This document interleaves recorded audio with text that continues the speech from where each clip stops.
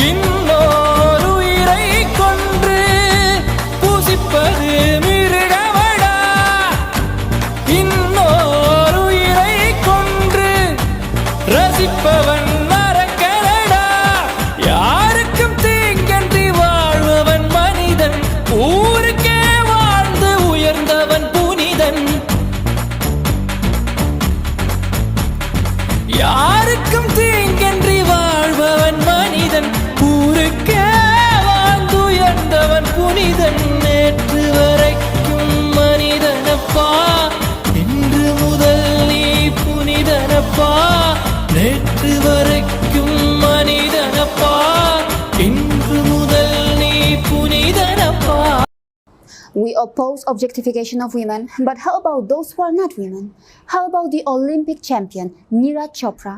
How about a female interviewer and her female colleagues performing a dance in front of him during a video interview?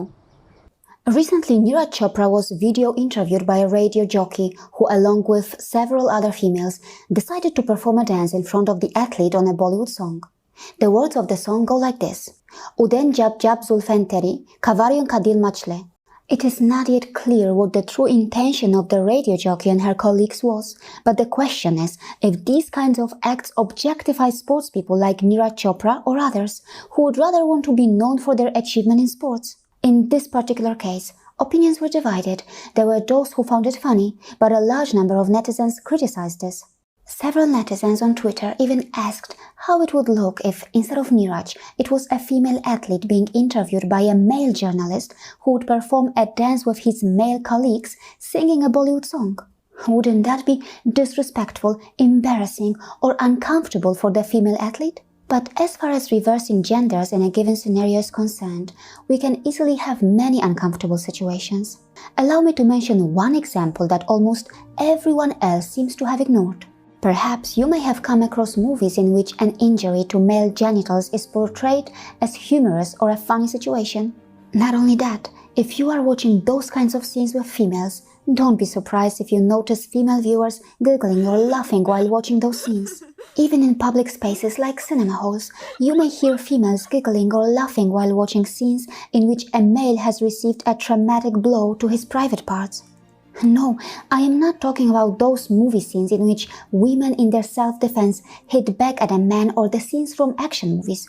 I am talking about the movie scenes in which a man has accidentally received a blow to his private part, and as viewers, we are supposed to receive that as something funny or normal. For example, even the film Yes Day, which is supposed to be watched by families and kids, has exactly that kind of troubling scene. But to me, it seems that there can be several objections to this. Why do these movie makers portray the injury to male private parts as something funny? And how would it look if we reverse the genders there? In the context of an injury to private parts, can you imagine how angry we would be if males laughed in a cinema hall watching an injured female on the screen? Yes, it is true that for generations many women around the world have lived in conditions which have largely given the power and control to men.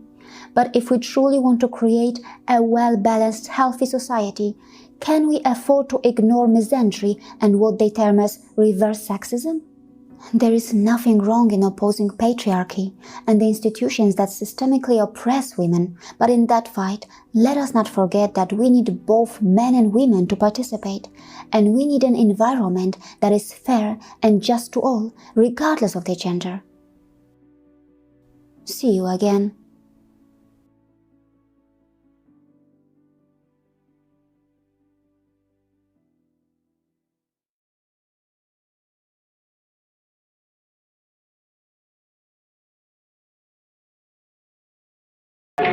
வாழ்ந்த